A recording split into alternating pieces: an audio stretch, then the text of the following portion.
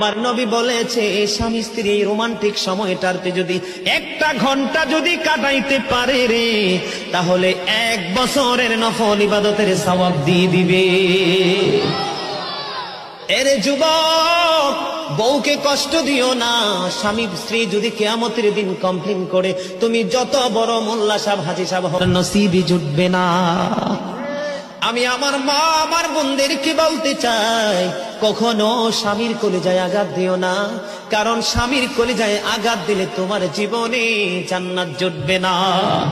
বন্ধুরে আমার, আমি আমার নবীর জীবন থেকে যদি আপনাদেরকে আরেকটা এক্সাম্পল দেই বন্ধু, এখন আমি আমাদের দেশে স্বামী স্ত্রীর মধ্যে গলদ আছে না নাই? বর্তমান সমাজের যুবক যুবতী, নববধূ নবদম্পতি যারা স্বামী স্ত্রী, তাদের মধ্যে ম্যাক্সিমামই কলহ আছে না নাই?